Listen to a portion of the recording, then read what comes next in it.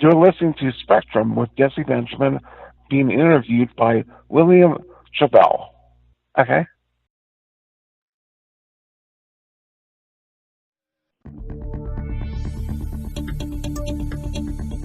Welcome to Spectrum with your host, William S. Tribell.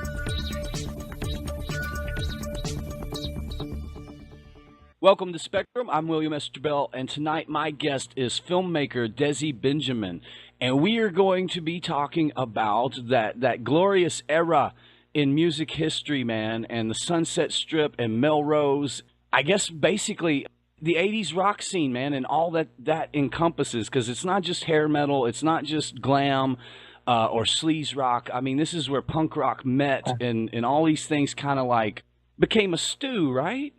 Yeah, pretty much.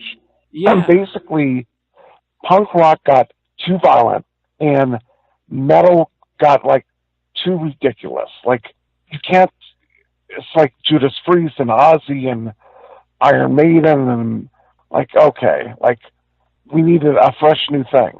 Yeah. And the alternative didn't really hit yet. Right. Well, I mean, that was the birth of New Age, too. Like, all these things kind of spawned out of punk, didn't it? And LA's punk, to me, was some of the coolest of the genre. You know, like, I mean, you got to respect New York and the Dolls and the birth of. Yeah. But what LA did to punk was just too cool, man. And still to this day, you know, that 80s, early 80s, mid 80s punk rock and all the directions it went. And I consider the bands like Guns N' Roses, which sort of capped that time frame, as an extension of all that. I mean, they were like an amalgamation, weren't they, of like all those great pieces of that punk rock puzzle. Well, there's a band called Hanoi Rocks. Absolutely. That was going to be that crossover thing. Right. Like rock and punk, but something happened in 1985, and they broke up. Right. Well, Razzle died, right? The drummer. Exactly. Yeah. Yes. And they were going to hit, and they folded. Right. And ironically, Guns N' Roses and Jane's Addiction started in 1985. Yeah. So 1985 was a turning point. And Reagan got reelected. It was a crazy time. Right on. Yeah. Because, like, the punk rockers were like, Reagan, oh God, 4 more years, we're done. Right. Yeah. Right. And punk kept evolving in its own right, too. I mean, you had the Circle Jerks still going and these bands that came from that. And like I said, it became like, it went in so many directions. Cowpunk, which now is mainstreamed music. I hear things coming out now that's branded under country or God knows what. And I'm hearing like these rock sensibilities, which to me go straight back to the Ramones or something, you know? Well, yeah. Well, the new country is kind of like Def Leppard meets with an acoustic guitar. Right. But the cowpunk thing really, like the X and the Screaming Sirens and who else? Texan Horseheads. Yeah. Didn't really take off. Yeah. But they were the predecessors of that thing. Right. Well, and they had those kind of bands had such a big influence on modern Nashville now, or at least from my point of view. And, you know, the economy of music and how the singer-songwriter is viable again. You know, it's an easy way to tour, to get your money, to be paid, because nothing changed in that venue. The price of living went up, but the bar still pays the same. You know, it's the same gig as it ever was. Which brings us to, I first saw you, man, on The Decline of Western Civilization Part 2. Right in the thick, man. And in those days, you were working for one of the major labels, right? You were kind of a scouting, finding acts, I guess A&R? When I did The Decline, I was a promoter. Okay. A year after, I worked for Virgin Records. Oh, I see. Okay.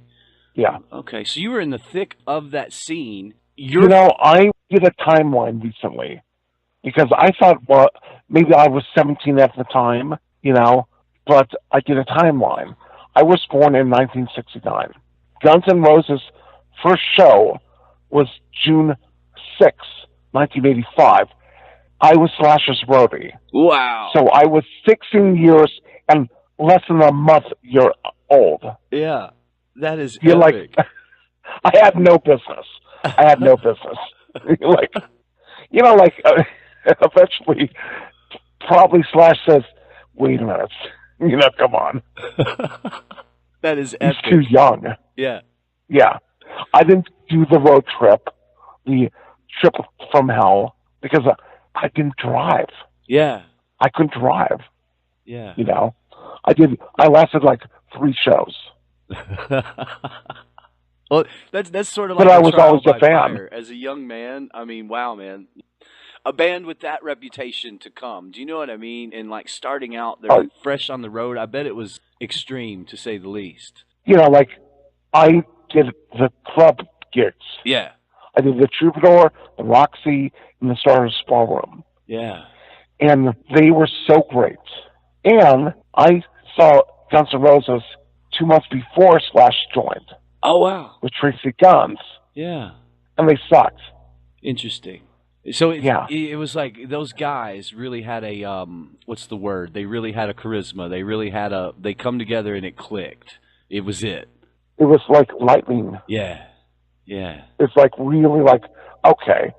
Like, first off, Slash and Steve Adler is like Joe Perry and Joey Whitford. Right. Like Keith Richards and Charlie Watts. Yeah. Like Bonham and Jimmy Page. Yeah. Like the click, like time. Right. Like they know each other's time. Yeah. Like it's amazing. And they were so good. I got to see the reunion tour in Nashville. Very proud of that. Yeah. They were good, man. I didn't know what to expect. You know what I mean? And of course, Izzy wasn't with them, but it was an amazing show. It really was. And they didn't seem to lose much, if anything. They put on a really great show. Yeah. Well, they're seasoned now. Yeah. Yeah. Yeah. There's no more punk edge. Yeah. There's no Izzy.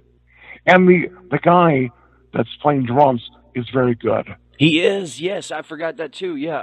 I forget his name, but yeah, no, he's an amazing drummer. And it was just an epic show. Yeah.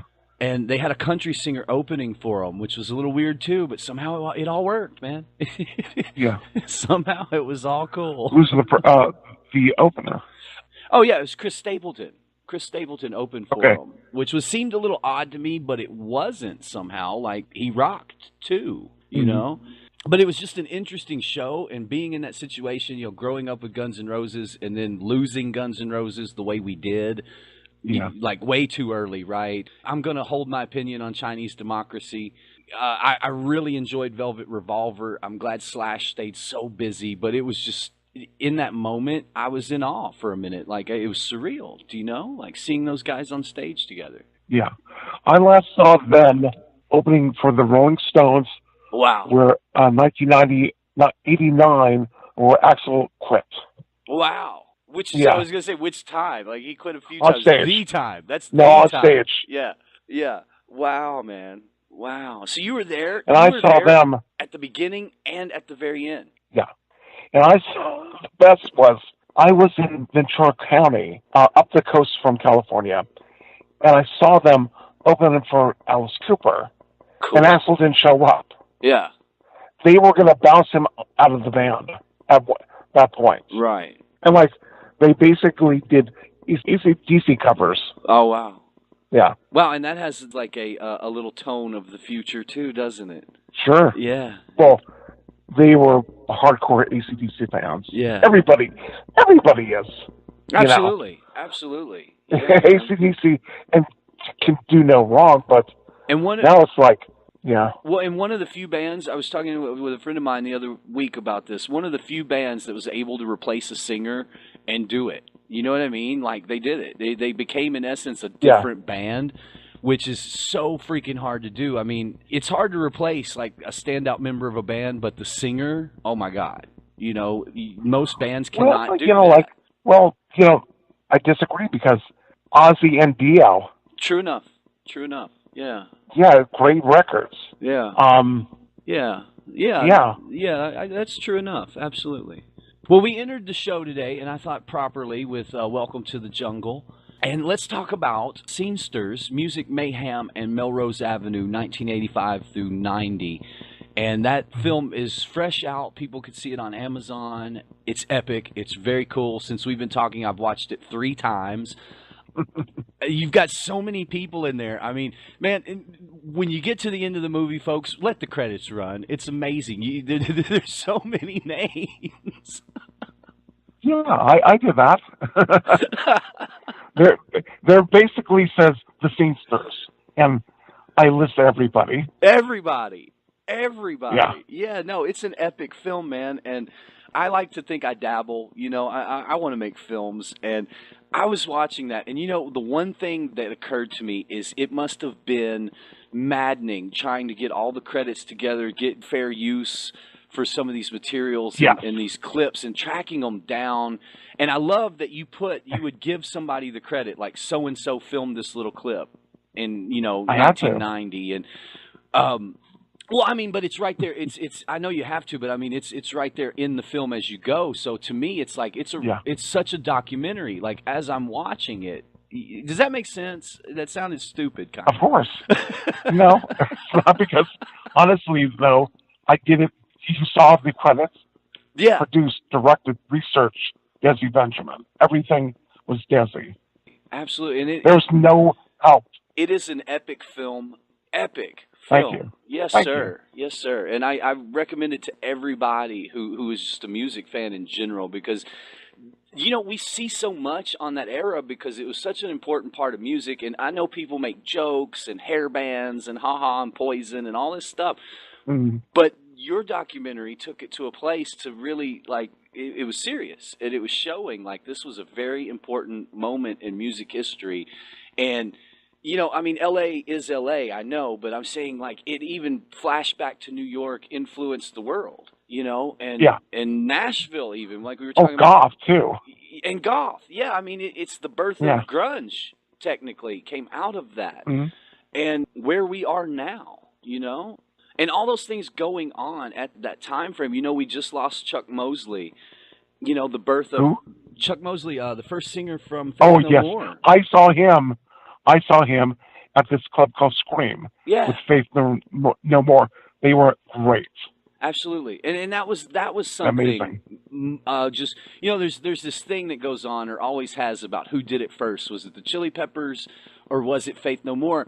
And of course, you talk to the people that know, and they'll correct you, and they'll say, "Well, no, the Chili Peppers rapped over funk. Faith No More were the first ones to do it with like metal, with harder music, you know." And the lines get blurred, but all that was happening, like you said, around 85, right? So much. Yeah. Well, you know, like, Chili Peppers were like, you know, had Truman Don't Feel Coyotes in like 83. Yeah. You know, like, they were a band, like, doing it. They kind of like stalled and had resurgence.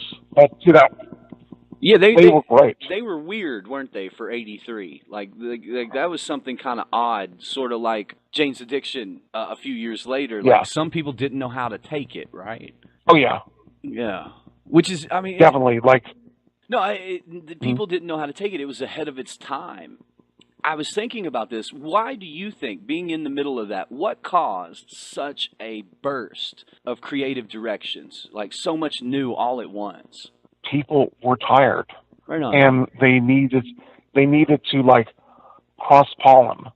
You know, like all of a sudden, like, okay, this band and this band, they'll make sense. But you know, a friend of mine said in the documentary is good is good. Yeah. You know, like if you're a great country guy, great.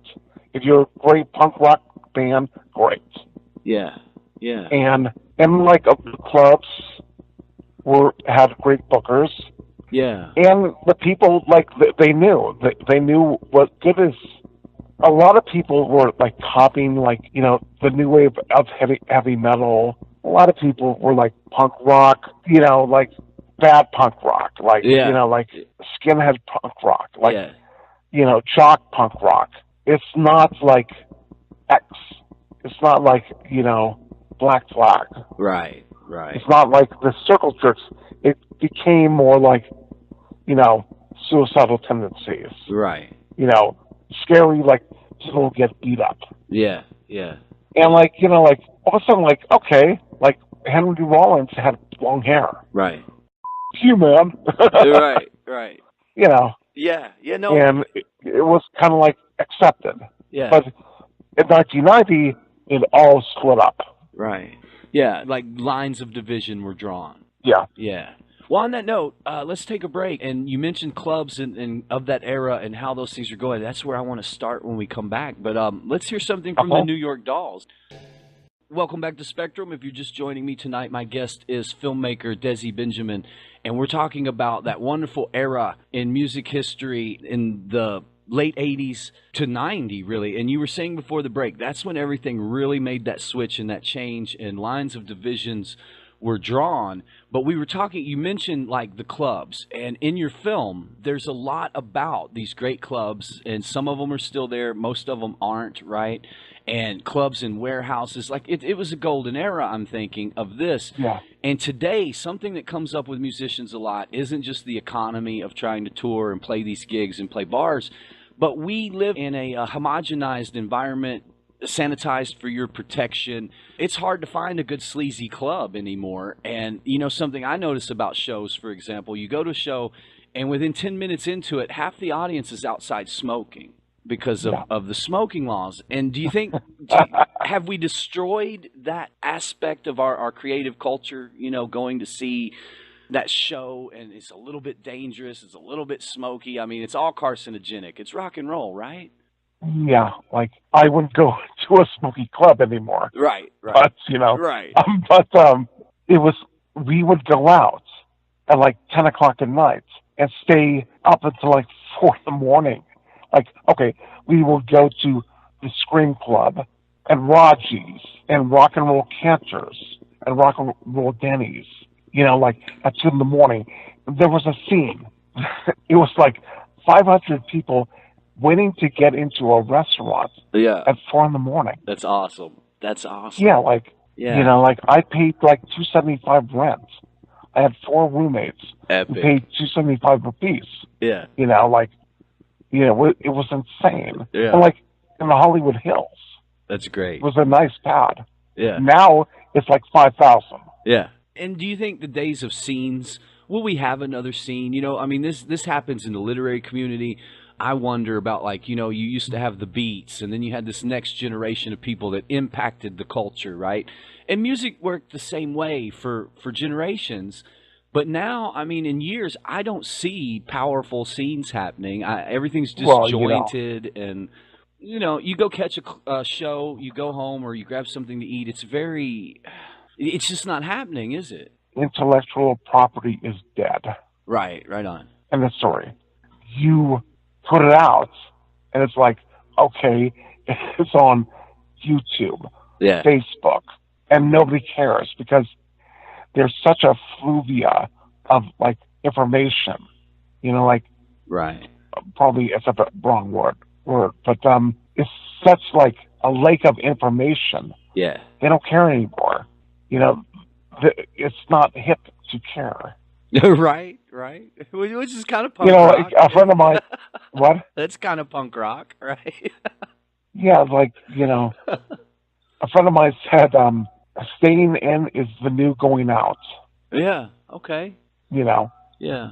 People don't go out anymore. Yeah. You know, like, I would never go see Guns N' Roses at the, you know, like, cell phone center a Norma down because I'll, you know, go home and watch it on YouTube. Right. No, and speaking of something like that, I saw Rat and a couple other bands, and I was so confused because there's like 2 versions of Rat, or 3. I don't know. But egos. It was the lead singer from I think Bang Tango or something. You know what I mean? It was like this amalgamation, this grouping of guys from different bands. I recognized all of them. I think there was somebody from LA Guns in that lineup. And I looked into this, and so many bands are doing that now.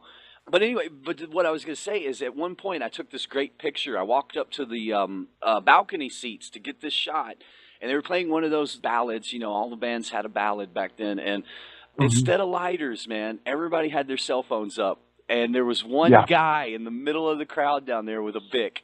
One guy. That's classic. All right. It's so funny because back then, my day, you couldn't have a camera. Yeah. You can't even have a lighter, actually. Wow. A big lighter, And like for a long time, you couldn't have cell phones. Yeah. But now it's like all bets are off. Yeah. Like, oh my God, I saw a Kiss concert on YouTube. It was staged with cell phones. Yeah. Like they had one cell phone stage left. Oh wow. Stage right, center, up in the balconies recording the concert. Yeah. Well, Spike Lee made a Kanye West video with cell phone. And I thought that was clever. I mean, I thought it was clever. And nowadays you go to these shows, and even if you have press credentials and all that, cameras are still an issue. Yeah. But they can't stop the cell phones. There's people there filming the whole show, but they'll yell at you for snapping more than 3 pictures with a real camera. Well, the flash gets in the eyes. Well, and too, those quality pictures, these cell phone pictures, TMZ's not going to buy that. So I get where they're coming from. They're still protecting from the press, from people, what would you call it, hijacking these photographs, and the band's not getting counted in. And I think it was somebody else in the pop genre was actually going after people, and photos that show up on the internet, she was claiming ownership of it. Like, it's getting really confusing what is and what isn't. Like you're saying, it's getting crazy. The scenes suffer, the shows suffer. Nowadays it's like $50 to go see a show, and it's too much. Yeah, come on. Yeah, like parking. Yeah, and like gasoline, and like a shirt, a hot dog. Yeah, a beer. Yeah, and whatnot. I know. Yeah. It's like $200 for a GR ticket. Oh, I know. Kidding me? I know. No, I was in line at that Guns N' Roses concert for a Jack and Coke, because that's the booth they had, right? And line around the corner, and then you get up there, and it's like you can only buy 2. So I was like, well, I'm about to go into the show. It's 2 hours, so I think I'm being smart, and I said, well, give me 2 doubles then, and it was $40. $40 for 2 drinks. It's ridiculous. Yeah, I know. It's like, come on. But I mean, all these things. And it's watered down Coke. Yeah. Watered down Jack. Yeah. And the bands aren't really making a ton more money, are they? I mean, I guess that Guns N' Roses show did. That was probably an epic tour for everybody's pocket and whatever. But you get what I'm saying. Like, overall, bands aren't, the price of the band did not go up in 20 years. Okay. The problem is I've toured America. The concert hall charges merch fee. Wow. So basically, let's say Guns N' Roses T-shirts are $50. They have to pay 3% to the house. Oh wow! Wow. Yeah. The best is I manage a punk band called Face to Face. Oh, cool. We toured. We had a lot of merch. We sold a lot of merch. However, we have like bass drum cases and like for the merch. Yeah. So if we sold 1 T-shirt, okay, we counted them. Okay, let's say 100 T-shirts at $50, like $10. Okay. Yeah. So we showed up with 100 shirts. Okay. All of a sudden, like I sold out. Guess what? Oh well, we didn't sell anything because there's 100 shirts. Yeah. Because we were sticking the I was going back to the drum case and sticking it in my pockets, and like a T-shirt and a hat, and like it was so funny. So you know. Yeah, I get it. So like they have their hands in everybody's pocket in all ways, which is what's drumming these prices up. I'm assuming, obviously. Of course. Yeah. Of course. Yeah. You know. Well, that's important to note, man, because people blame the entertainer. They blame the act, and they're like, well, why are these people so damn greedy? And you know what I mean? And it's not that way at all, is it? It's the industry. It's the venue. It's the tax. Yeah. Yeah. Wow, man. Well, the tax is the venue. Yeah. Yeah. Because, okay, the forum, okay, whatever you saw, Peter Grant changed the rules, okay? Yeah. With the Led Zeppelin. Everybody now gets 90%, okay? Okay. and the house gets him. So I see. Yeah. the rules changed. Yeah. So they had to make it up. Right. And then, it's You really know. weird too to know that the artist is getting taxed, if you will, getting stressed on that level, because like you said earlier, with everything online, everything comes out instantly, and we're way past Napster, way past Napster. That's not we are down that hallway, and from what I hear, the money for an act is in touring still and trying to sell some merch, and that We have to be. but they've got you by on that level too. Wow. Yeah. Wow, Absolutely. man. Well, I hate that. It almost seems like. Well, I mean, I guess is that why like smaller acts, the house party is back. Playing Sure. those kind of gigs are back, like all over the country. Not just like small acts, man. So there's some well-known musicians that are playing these more private gigs like that, and doing Yeah.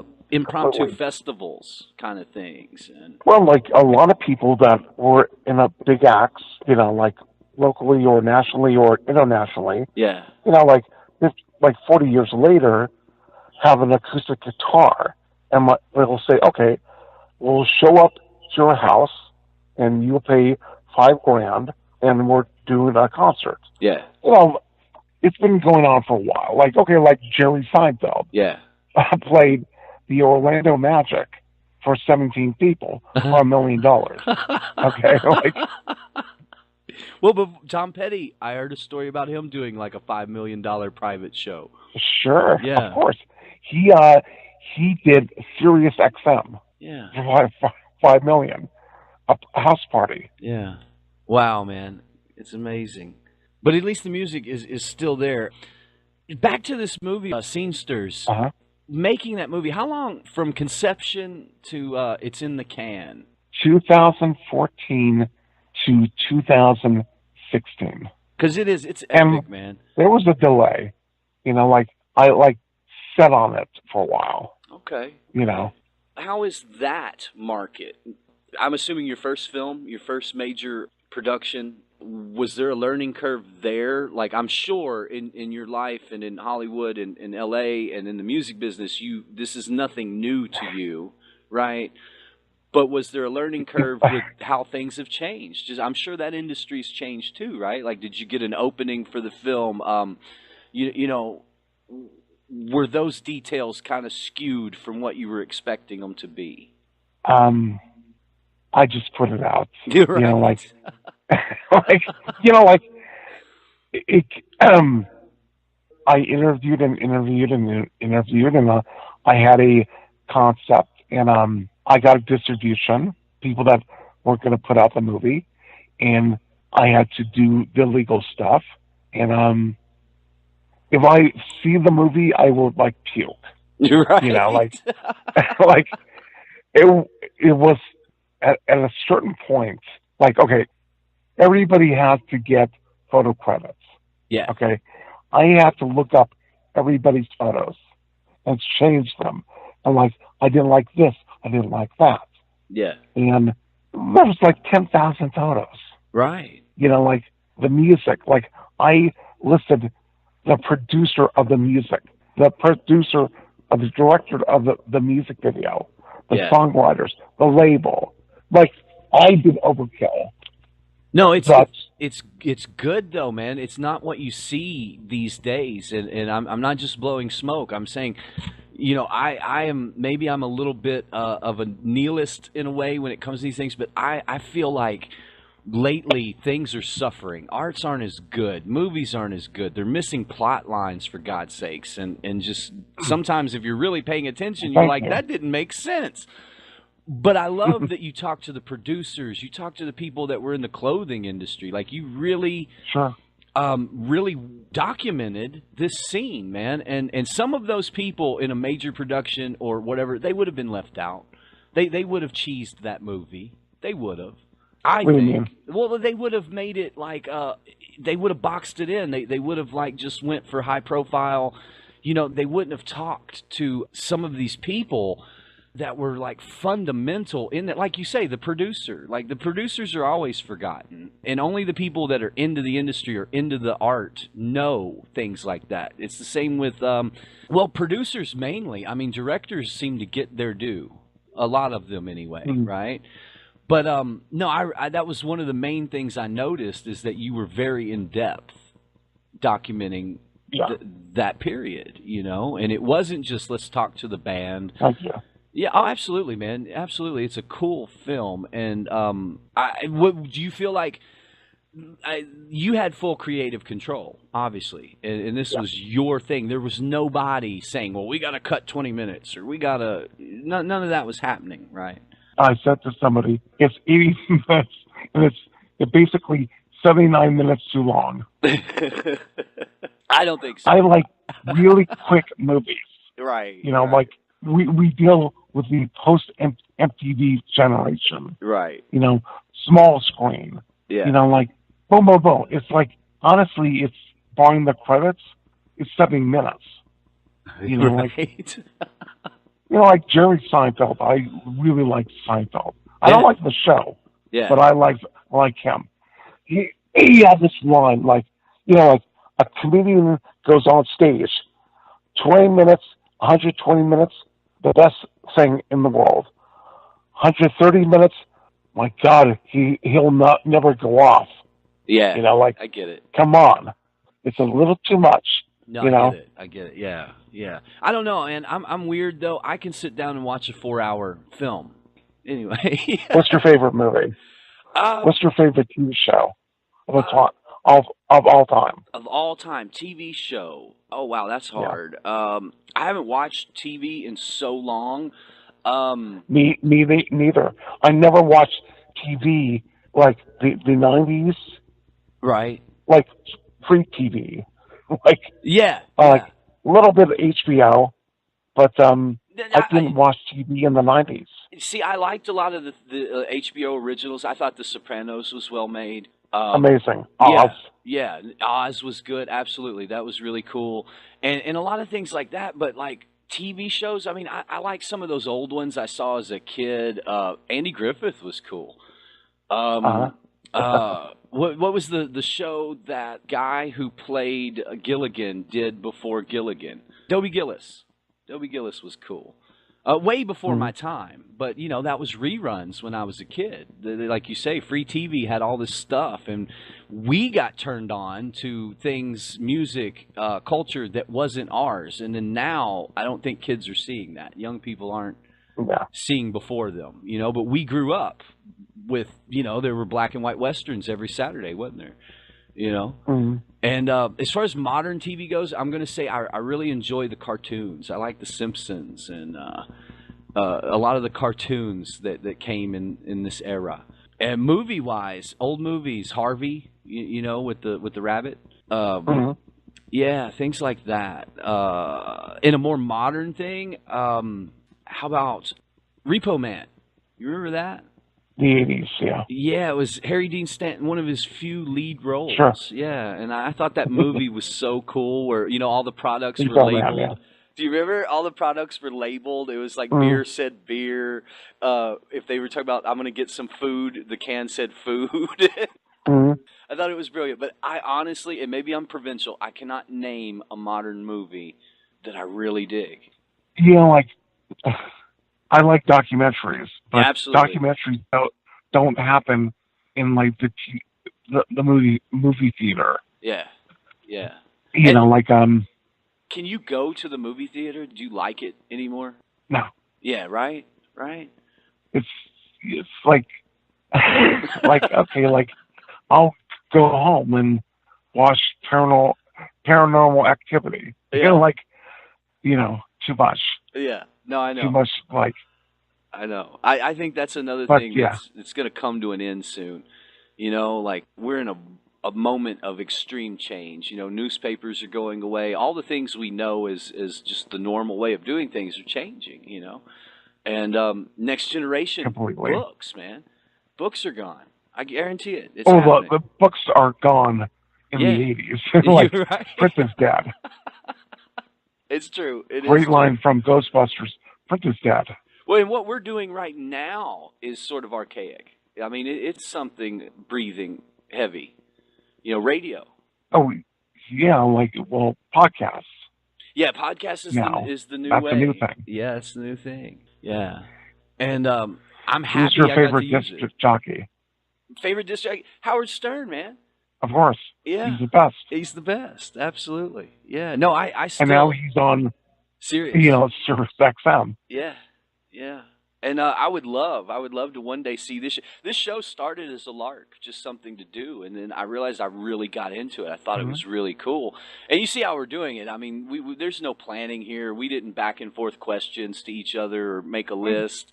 We're just having a chat, and where it goes, it goes. And I don't think I invented that. Obviously, that's an old school thing. But when's the last time you really heard it? Howard Stern. Yeah. I mean, Howard was brilliant. He rewrote everything, and again, in his era, it was a dying art. I know that doesn't seem right because it was. Well, the FCC, yeah, yeah, that's the problem. Oh, and we're still. And what did he really do? Right. For the fines, he mentioned lesbian dial-a-date or something. Come on, really? Yeah. No, and I'm gonna bleep both of these just because where I'm at in the world on the East Coast. But one of them is technically legal on the radio, but it's okay to be off. You just can't be on. Yeah. You know what I mean? It's a word thing course, and how you use it, and to me it's very funny because we're so past that, and it's so provincial that radio's still caught in that. The 7 words, right? Carlin's 7 words, and now it's probably more like 20. We have all new remember words. the PMRC? Oh yeah. Everybody wanted to buy a record with a sticker now. I was gonna say that made no me buy sticker, the records. no sales. Yeah. No, if it's R-rated, I want it. That helped the music industry. I remember that so well, and Walmart putting those stickers on their stuff. And as a kid, that's what we looked for. We wanted to make sure we got the right record, and that it wasn't cut and it wasn't edited. On that note, let's hear something rebellious. I think we should hear a Ramones song. Welcome back to Spectrum. If you're just joining me tonight, my guest is filmmaker Desi Benjamin, and we were just talking about the oppression of the industry before the break, and we just heard something from the Ramones, and that felt good, right? That's my favorite song, actually. You gotta love it, man. Absolutely. This film just dropped, and May 5th. May 5th. Well, actually, now. Yeah. Probably July. Okay. Well, how has it been received? Good. Really good, actually. No complaints. You're right. You're right. I would like it to be on Netflix and Showtime and ABC just before Blue Bloods, but it's not going to happen. Right. Okay. There's something. It's called promotion. Yeah. I have YouTube, I have Instagram, I have Facebook. Check out everything, the YouTube links, the Instagram, the Facebook, the reviews, the LA Times, the weekly.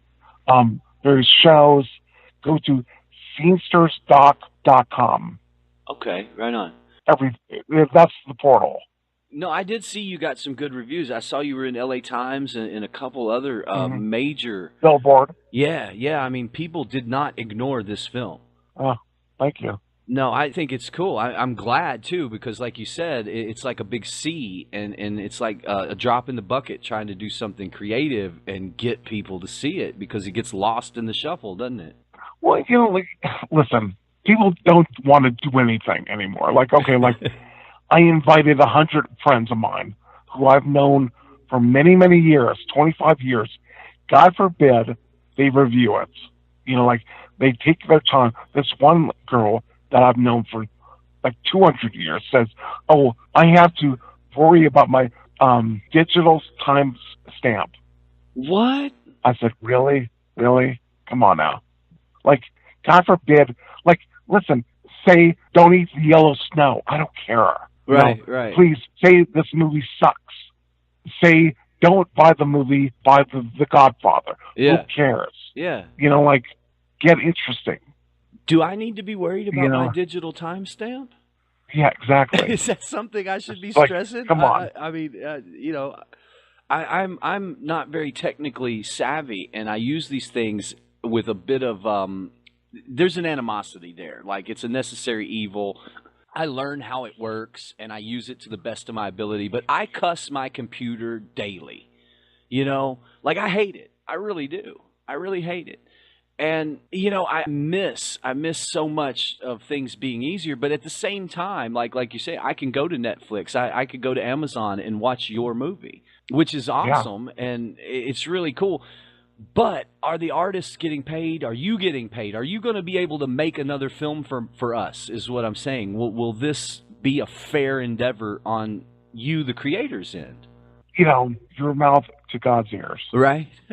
Like obviously I'm not going to do Scenesters Part 2 because, it's done. Yeah. I have other things. Yeah. Like you could see I have this one concept that I shot on YouTube, and a great concept, and this guy hit it out of the park, but it's really hard to get somebody to show up for free and do it. Right.